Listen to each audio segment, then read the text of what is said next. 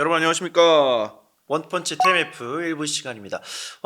우리나라 대한민국 선수들이 이제 해외에서 참 열심히 뛰고 있는데 이번 유럽 대항전에는 정말 다 결승에 올라가게 됐습니다. 일단 이강인 선수의 파리 생제르맹도 이제 결승 가게 됐고 토트넘의 손흥민 선수도 일단 결승에 올라가면서 예. 최근에 좀 부상에서 복귀하긴 했습니다만 결승에는 뛸 수 있을 것 같은 예감이 좀 들기 때문에 유럽 코리안 리거 이 결승전에서의 활약을 좀 조명해보는 시간을 갖도록 하겠습니다. 조명해보는 시간보다도 역사 네. 시간에 더 가깝다라고 할 수 있죠. 그렇습니다. 예, 역대 그 코리안 리거의 챔피언스 리그와 유로파 리그 예. 혹은 전신인 유에파컵 예, 그때의 활약상을 한번 살펴보자.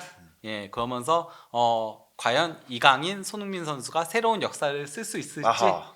예, 지켜보자인 건데요. 먼저 그 이강인 선수의 파리 생제르맹이 챔피언스리그 결승에 진출을 했죠. 네. 예, 상대는 인테르로 결정이 됐고요. 손흥민 선수의 토트넘은 유로파리그 결승에 진출을 했습니다. 상대는 맨유고요. 예. 박지성 선수의 친정팀이었던. 그러니까요. 근데 이제 그러면은 코리안 리거의 유럽 대항전 역사를 살펴보도록 하겠는데요. 전신이 나오네요. 예, 전설이죠. 예, 전설이죠. 예, 차범근 감독님인데 먼저 그 차범근 감독님이 1979-80 시즌에 프랑크푸르트로 이적을 하면서 최초의 유럽파 선수가 됐죠. 네네. 한국 선수로는. 예, 그리고 데뷔 시즌부터 아주 폭격을 했습니다. 분데스리가에선 31경기에 12골. 이 시기 때는 20골 조금 넘거나 아니면은 부족한 선수가 득점왕을 하던 시대였거든요. 그러니까. 예, 그렇기 때문에 이 12골이 적은 게 아니에요. 예. 그리고 또 이제 유에파컵, 유로파리그의 전신이죠. 예, 3골의 도움을 기록을 했었는데요. 근데 이제 그 차범근 감독님 같은 경우는 이제 유에파컵 이때는 1, 2차전으로 치러졌어요. 맞습니다. 결승전 1차전에서 메넨글라드바흐 원정을 갔고 그때 차 감독님은 선발로 나와서 풀타임을 소화를 했고요.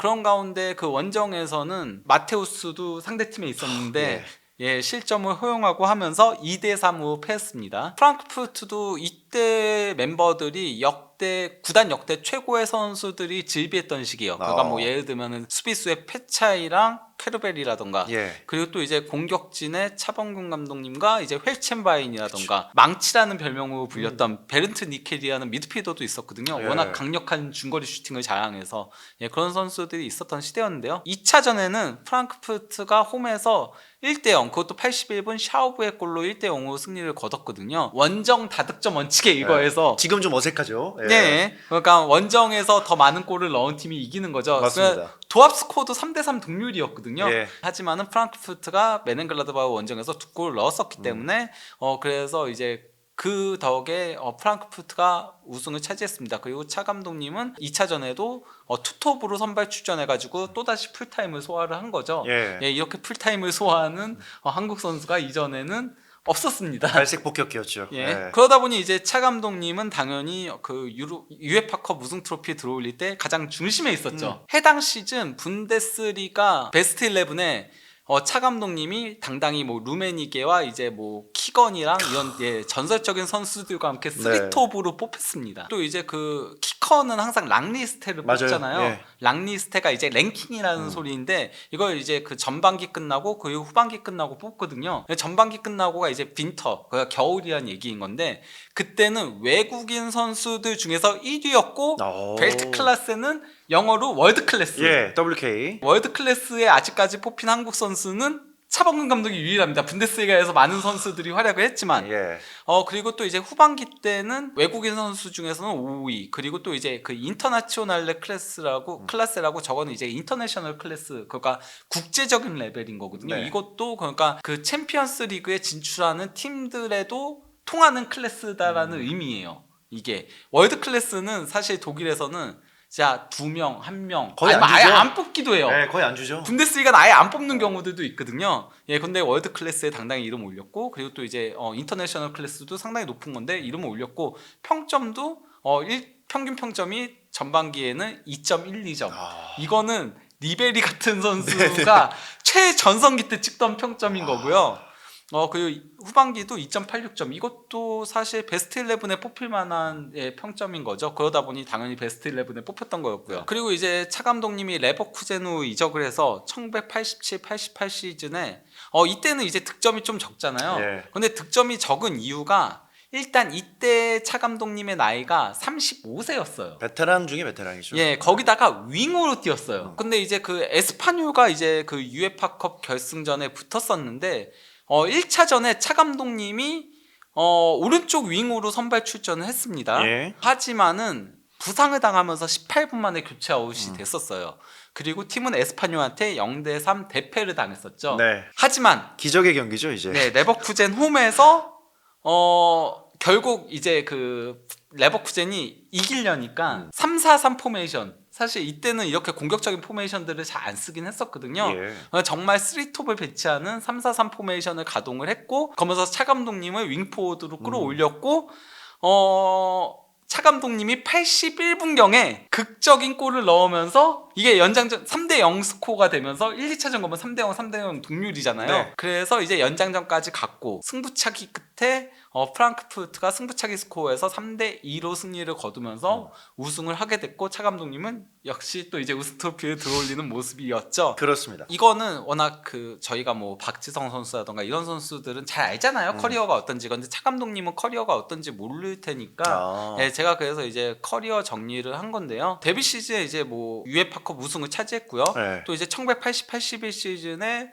이제 그 포칼 우승을 차지했고요. 그리고 보시면 아시겠지만은 데뷔 시즌 분데스리가 10골, 그리고 또 이제 1981-82 시즌 11골, 그리고 그 다음 시즌 15골, 그리고 레버쿠젠으로 이적해서 12골, 10골, 17골. 이러면은 이제 6시즌에 두 자릿수 골을 기록을 했던 거거든요. 근데 저 두 번째 시즌 8골 그쳤을 때가 이 유명한 그 게스도르프한테 네, 맞습니다. 살인 태클 네, 개태클 당해가지고. 네. 그래서 이제 근데 또 이제 그걸 용서한 걸로 유명하잖아요. 맞아요. 그래서 빠진 경기가 있어서 8골이었지. 아. 그거 아니었으면은 넘겼겠는데요? 7시즌 연속 두 자릿수 골을 넣는 거였어요. 아. 그리고 이제 6골, 4골, 3골을 말년에 그랬던 거는 34세, 35세, 36세 시즌이었고, 심지어 윙으로 뛰었던 거였고요. 심지어 마지막 시즌은 네. 수비형 미드필더였어요.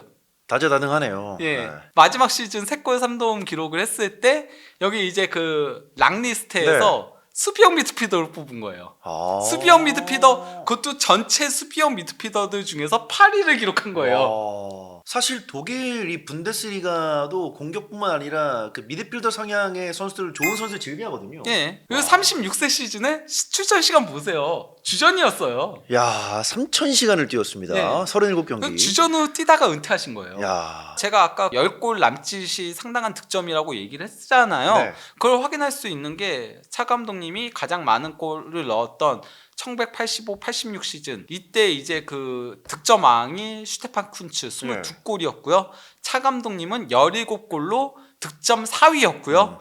그 밑에 클린스만도 있었습니다. 예, 오랜만이네요. 그리고 토마스 알로프스도 독일 대표팀에서 유로 우승 주역 중에 하나였거든요. 그런 대단한 선수들을 제끼고 득점 4위를 차지했던 거였어요. 그리고 유일한 30대입니다. 예, 그러니까 정말 대단했다라고 할 수 있는 거고, 그리고 해당 시즌 키커즈에서 전반기와 후반기 전부 다 인터내셔널 클래스, 특히 전반기는 외국인 선수 중에서는 2위를 차지했던 거였죠. 네. 정말 대단한 선수였다는 걸 확인할 수 있습니다. 그리고 이제 1980-81 시즌 부상 때문에 뭐 분데스리가에선 8골에 그쳤지만은 유에파컵 5경기 2골 넣었고요. 그리고 또 이제 포칼에선 6경기 6골. 특히 포칼 결승전에서도 64분에 쐐기골을 넣으시면서 3대1 승리를 견인하면서 프랑크푸르트의 포칼 우승 트로피를 선사를 했죠. 특히 프랑크푸르트에서는 2013년에 구단 역대 베스트 11을 뽑았거든요. 네. 그때 차 감독님이 뽑히면서 프랑크푸르트 지하철역 있거든요. 아, 맞아요. 거기 보면 기둥마다 베스트 11 사진들이 그 벽화들이 있는데 거기에 이제 차 감독님이 있는 거죠. 저거 그 허벅지 짤 많이 화제가 됐잖아요. 네. 사실 프랑크푸르트가 우승과 그렇게 인연이 많지는 않은 팀이었지만은 차 감독님 밑에서 유에파컵과 이제 그 포칼 우승을 차지했던 거였고, 레버쿠젠 역시도 유일한 유럽 대항전 우승을 네. 차 감독님 때 했었죠. 예, 뭐 레버쿠젠은 우승 트로피는 프랑크푸르트보다 더 없긴 하지만은 레버쿠젠 같은 경우는 원래 만년 2위 그렇죠. 팀 이런 이미지가 있어서 콩팀이죠. 예, 네. 그래서 사실 레버쿠젠이 프랑크푸르트보다 더 기본 평균 성적은 좋은 팀이긴 하죠. 자, 이렇게 그 유명한 차박손의 첫 번째 주자인 차에 대해서 한번 바라봤고, 그 다음은 박지성 선수인데 뭐 박지성 선수의 활약은 이루 말할 것도 없죠. 예, 박지성 선수 같은 경우는 챔피언스 리그에서도 좋은 모습들을 보여줬는데요. 특히 2004-05 시즌 PSV 에인트호벤에서 리옹과의 8강전에서 도움을 기록을 했었고, 네. 그러면서 이제 그 준결승 진출에 견인했고, AC 밀란과의 준결승전이 많이 회자가 되죠. 맞습니다. 그러고 나서 이제 그 맨유로 가서 07-08 시즌에 챔피언스 리그 우승을 차지를 했었고요. 곧바로 08-09 시즌에도 챔피언스 리그 결승에 진출했으나 아쉽게 준우승, 그리고 2010-11 시즌에도 결승에 진출했으나 준우승에 그쳤었죠. 네. 근데 이제 많은 사람들이 07-08 시즌 챔피언스 리그 4경기 뛴 거면은 그러면은 주전 아니었던 거 아니야? 이렇게 네. 생각하실 수 있는데요. 아니었습니다. 전반기를 통으로 날렸어요. 그렇죠. 12월까지 통우 다 날렸었거든요. 그때 부상을 당하셔가지고 무릎 부상 때문에 통우 날리다가 이제 후반기 때 복귀해가지고 8강 1차전에 처음으로 이제 선발 출전해가지고 도움을 기록했었고, 그러면서 8강 1, 2차전 그리고 준결승 1, 2차전을 전부 다 풀타임을 소화했거든요. 네. 그래서 결승전에 박지성 선수 나온다 생각을 했는데 못 나와서 아쉬웠죠. 아예 명단 제외는 아무도 생각하지 진짜 못했습니다. 생각도 못했죠. 예. 예, 진짜 다들 밤새 기다리다가 그러니까요, 놀랬던 예. 거였는데, 특히 이제 그 박지성 선수가 바르셀로나하고의 준결승 1차전에 왼쪽 윙으로 선발 출전했거든요. 이 왼쪽 윙에 선발 출전시켰던 게 메시를 막기 위해서였어요. 예. 그리고 이제 박지성 선수가 그 역할을 에브라랑 같이 이제 이중으로 마킹을 한 거죠. 잘해주면서 1차전 0대0 무승부였고요. 2차전에도 같은 역할로 나와서 풀타임을 소화하면서 그러면서 이제 메시를 괴롭혔고, 그러면서 맨유가 스콜스의 이른 시간 골 덕에 이제 1대0 승리를 거두면서 결승에 진출하게 됐던 거였죠. 하지만은 첼시하고의 결승전에서 네. 박지성 선수가 선발 출전은 고사하고 명단까지 제외가 되면서, 이때는 사실 챔피언스 리그에서 넣을 수 있는 선수도 7명이 맥시멈이었고 네. 교체 카드도 3장밖에 쓸 수 없는 시대였다 보니까 퍼거슨 감독이 끝까지 고민했다라고 하죠. 맞아요. 끝까지 고민을 했는데 일단 첼시전에 하그리브스를 오른쪽 윙으로 내세우는 거는 이미 결정이 된 상태에서 네. 교체 카드를 놓고 나니와 박지성 중에 고민을 하다가 아무래도 어떤 상황이 발생할 때 조금 공격적인 카드가 필요하다라고 생각이 들어서 네. 그래서 난이를 결정을 했고 마지막까지도 후회했다라고 얘기를 많이 하셨죠. 예. 인터뷰 같은 데서. 근데 같은 해에 우리가 박지성 선수만 생각을 하지만은 네.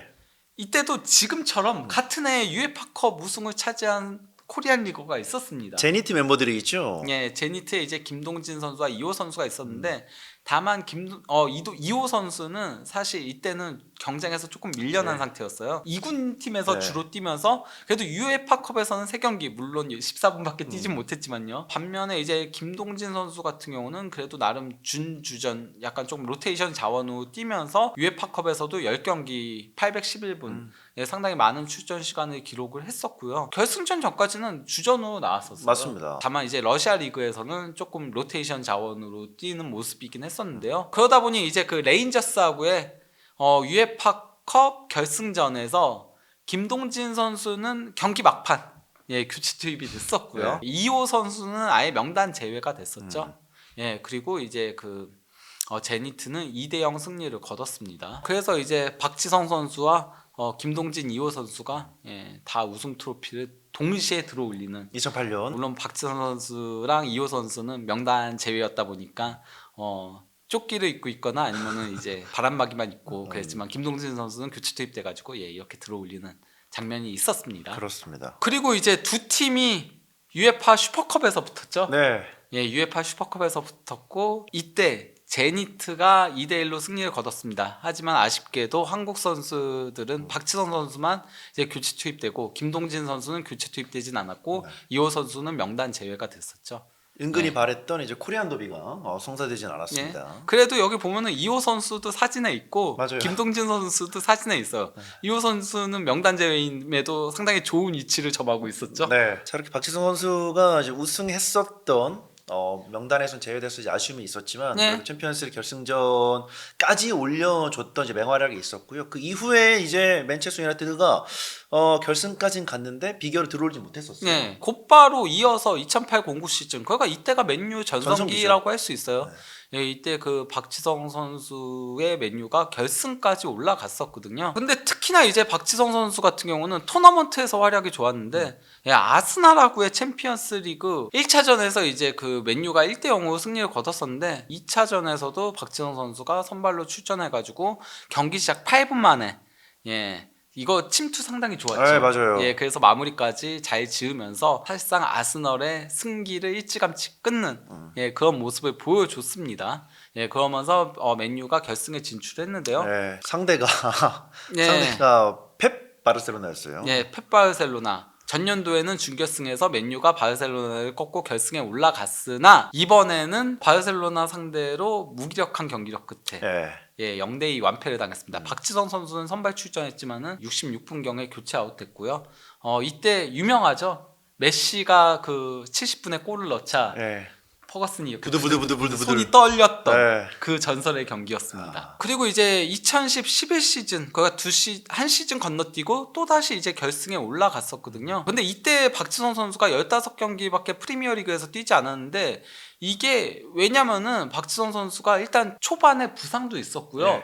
그리고 아시안컵 때문에 중간에 빠진 경기가 좀 많았어요. 예. 예, 그러다 보니까 15경기였던 거였지 박지성 선수는 이때도 주전급이었습니다. 그렇습니다. 그건 이제 챔피언스리그에서도 확인할 수 있거든요. 챔피언스리그에서도 박지성 선수가 대부분 나온 경기는 전부 다 선발이었고요. 중간에 그 마르세유하고의 16강 1, 2차전은 부상 때문에 빠졌던 거였고 예, 그리고 이제 샬케하고의 4강 2차전 같은 경우는 사실 이미 1차전에 승기를 잡았기 때문에 뺐던 것도 있었거든요. 예. 거기다가 무엇보다도 중요했던 첼시하고의 챔피언스리그 8강 2차전에서 골을 넣었던 거였는데요. 이때가 그 1차전에 맨유가 1대 0으로 승리를 거둔 가운데 2차전에서 이제 그 맨유가 먼저 치차리토의 골로 앞서 나가기 시작했으나 드록바한테 실점을 76분에 허용을 했거든요. 네. 이럴 경우에는 만약에 여기서 첼시가 골을 넣었으면은 원정 다득점 올라가는 원칙에 이거에서 올라갈 수 있었는데 이 중요 순간에 아슬아슬했던 순간에 박지성 선수가 곧바로 골을 넣으면서 예, 상대의 추격 의식을 완전히 꺾어버렸다라고 할 수 있는 거였죠. 하지만 또다시 챔피언스리그 결승에서 이번에는 박지성 선수가 한국인 선수는 처음으로 챔피언스리그 풀타임을 소화했으나 아쉽게도 팀은 1대3으로 패했습니다. 자, 그리고 이제 나오는 손흥민 선수입니다. 네, 손흥민 선수 같은 경우는 뭐 그 유럽 대항전에서 무려 32골이나 기록을 했죠. 코리안 리거로는 가장 많은 골을 기록하고 있는 거기도 하고 뭐 챔피언스 리그에서도 19골로 최다 골 득점자긴 합니다. 네. 역사들을 써내려가고 있는 손흥민 선수라고 할 수 있겠는데요. 그 손흥민 선수가 챔피언스 리그 결승에 올라간 거는 2018-19 시즌이었거든요. 특히나 손흥민 선수의 활약이 빛났던 거는 케인이 부상으로 빠지면서부터였죠. 네. 맨시티하고의 8강 1차전까지는 케인이 있었거든요. 예, 그런데 이제 손흥민 선수가 오른쪽 윙으로 나와서 그때 이제 결승골을 넣으면서 1대0 승리를 견인을 했고요. 손흥민 선수가 그 맨체스터 시티 원정 경기에서 완전 영웅이었죠. 맞습니다. 사실 이때 토트넘이 탈락할 수 있었거든요. 네. 예. 하지만은 손흥민 선수가 먼저 실점을 허용했지만은 토트넘이 손흥민 선수가 7분과 10분에 연달아서 골을 넣으면서 맨시티의 추격 의식을 어느 정도 꺾는 듯 싶었으나 다시 이제 그 맨시티가 베실바와 스털링의 골로 그 승부를 원점으로 돌리는데 성공을 했고 다만 이제 원정골 다득점 원칙이 있었다 보니까 한 골이 더 필요한 가운데 59분에 아게로가 골을 넣으면서 이때까지는 맨시티가 올라가는 거였으나 이제 교체 투입된 요렌테가 사자왕이 나오죠. 예, 극적인 골을 넣으면서 73분에 그러면서 원정 다득점 원칙에 의거해서 토트넘이 준결승에 올랐습니다. 하지만 이제 그 손흥민 선수가 옐로우 카드를 8강 2차전에 받으면서 준결승 1차전엔 결장을 했거든요. 토트넘은 케인도 없는데 손흥민까지 없으니까 네. 예, 그러다 보니 이제 1차전 아약스하고의 홈 경기에서 0대1로 패했습니다. 그러면서 패색이 짙은 가운데 또다시 이제 손흥민과 루카스 모우라가 투톱으로 나왔고 여기서 이제 모우라가 영웅이 됐어요. 그 아약스 원정에서 2실점 할 때만 하더라도 야 이거 토트넘 탈락했다. 네. 이거 세 골을 어떻게 뒤집냐 이런 얘기가 있었는데 모우라가 헤트트릭을 하면서 예, 특히 마지막 골은 추가 시간에 네. 모우라 인생 경기죠. 이거. 예, 그러면서 이제 그 원정 다득점 원칙에 의거해서 토트넘이 결승에 올랐습니다. 네. 두 경기를 연달아서 원정 다득점 원치고 올라간 토트넘이었죠. 그러니까 이때 상대가 또 아약스였는데 그 터너 감독의 사실상 전성기의 시작이었고, 그리고 멤버를 보시면은 아약스가 8강에서 레알을 꺾고 왔는데 뭐 더리우트, 프랭키 도용, 돌베리, 뭐 반더빅도 굉장히 잘할 때고 이 코너 오나나까지 네. 이 코어 라인이 굉장히 좋았었던 아약스를 모우라의 원메이저로 꺾으면서 결승에 네. 올라갔던 스퍼스입니다. 다만 이때 뭐 손흥민 선수도 상당히 활약이 좋았죠. 네. 손흥민 선수가 있기 때문에 아약스의 수비가 손흥민 선수한테 몰리면서 모우라 선수가 해트트릭을 할 수 있었던 거였죠. 그렇습니다. 예. 그리고 대망의 결승. 예, 정말 안타까웠죠. 이때 이제 케인이 부상에서 복귀전을 가졌는데 사실 이때 말이 많았어요. 말 많았어요. 예, 케인이 아직 선발로 나올 수 없는 상태다. 네. 부상에서 완벽하게 회복된 게 아니다. 하지만 이제 케인의 팀 내 위상 때문에 과감하게 선발 출전시켰고 심지어 풀타임을 뛰게 했어요. 그러니까요. 토트넘의 경기력이 잘 나오지 못하면서 0대2로 리버풀한테 패했습니다. 그런 가운데 이제 그가 손흥민 선수가 얼마나 대단한 선수냐면요. 원래 케인이 유럽 5대 리그 역대 무관 최다골 득표자였어요. 근데 이번에 분데스리가 우승 트로피를 들어올리면서 드디어 빠졌네요. 빠졌어요. 네. 역대 유럽 5대 리그 무관 선수 최다골 손흥민 선수가 3위로 올라섰습니다. 그만큼 안타까운 일이라고 할 수 네. 있는 거고, 왜냐면은 손흥민 선수, 케인 선수만큼 잘하는 선수들은 사실 B클럽에서 데려가거든요. 우승권 팀에서. 그럼요. 예, 그러면 이건 말도 안 되는 기록인 거고요. 심지어 벤 예데르는 현재 이란 리그에서 뛰고 있습니다. 네. 그리고 디나탈레는 은퇴했고요. 오랜만이네요. 현역 유럽 5대 리그에서 뛰고 있는 무관 선수들 중에서는 독보적인 최다골이죠. 밑에도 보면은 현역 선수까지 가려면 크라마리치까지 내려가야 돼요. 와. 나머지는 다 은퇴한 선수들이거든요. 4, 5, 6위가. 이런 가운데 이제 그 손흥민 선수가 사실 그동안 부상으로 빠졌으나 펠리스전에 부상에서 복귀해가지고 그래서 이 복귀하는 장면 사진을 이제 구단 공식 인스타에서 올렸고 네. 58분경에 교체 투입돼가지고 그라운드를 밟았습니다. 네. 한 30분 정도 이제 복귀전을 가졌던 토트넘이었고, 물론 이제 경기 결과는 썩 좋진 않았습니다만 일단 손흥민 선수가 돌아왔다는 것 자체에 이제 의미를 둬야 되는 스포츠라 볼 수 있고, 사실상 지금 뭐 토트넘은 리그는 뭐 잔류를 강등을 이제 피했고, 그리고 위쪽으로 가기에는 너무 많이 남아 있기 때문에 남아 있는 건 유로파 리그밖에 없거든요. 큰 경기들이 옵니다. 이제 5월 22일에 토트넘과 맨유, 그리고 이제 6월 1일에 파리 생제르맹과 인테르, 이렇게 경기가 있는데 어쨌건 두 선수 모두 아마 이강인 선수는 선발 출전은 어려울 걸로 보이고요. 쉽지 않죠. 하지만은 교체로라도 출전해서 처음으로 이제 챔피언스리그 결승전에 교체 출전해서 우승한 선수가 됐으면 하는 바람이고요. 손흥민 선수도 5월 22일에 무관 탈출을 꼭 했으면 하는 바람입니다. 그렇습니다. 예. 자, 토트넘과 맨체스터 유나이티드, 일단 리그에서의 성적은 정말 역대급으로 안 좋았던 시즌이기 때문에 다음 시즌에 챔피언스리그 티켓을 따기 위해서는 유로파리그 우승 굉장히 중요한 시즌이고요. 그렇죠.